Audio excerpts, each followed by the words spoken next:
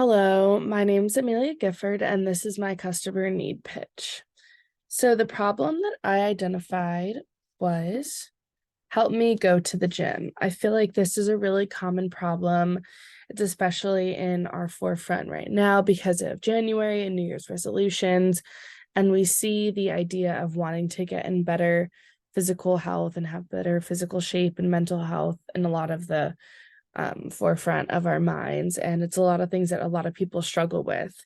So I think it's a really important issue for a lot of people.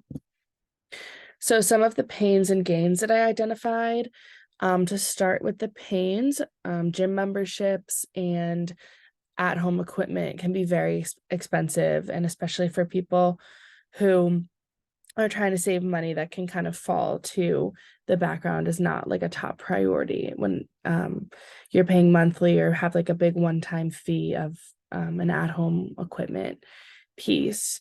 It's also time consuming. Obviously, we know depending on if you're working out for 20, 30, 45 minutes, an hour, upwards of 1 to 2 hours, it can obviously take a really big chunk out of your day.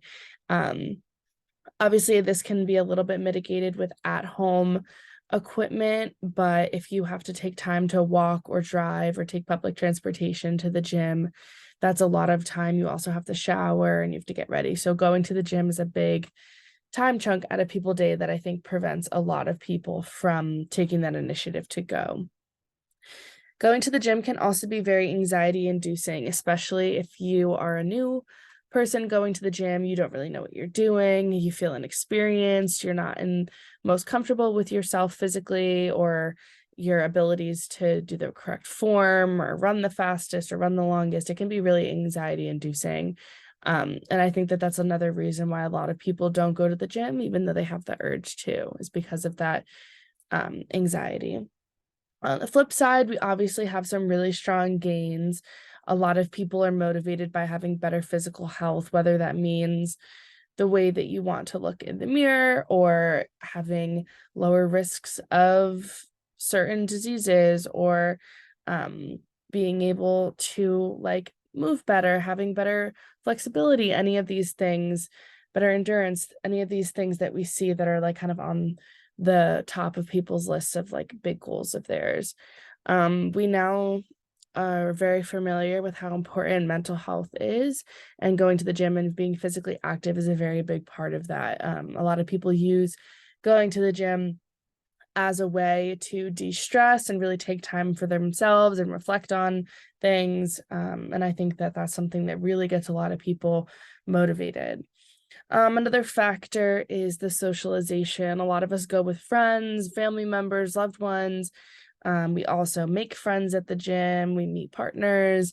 The gym is obviously a very big social factor. You're seeing a lot of people, meeting a lot of people, and that can be a really big positive to make a community to help people hold you accountable.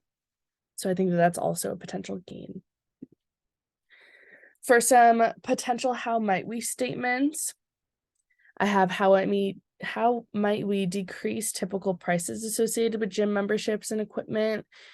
How might we minimize the anxiety that accompanies typical gyms? How might we decrease the time of a workout? How might we enhance the sense of community felt by gym goers?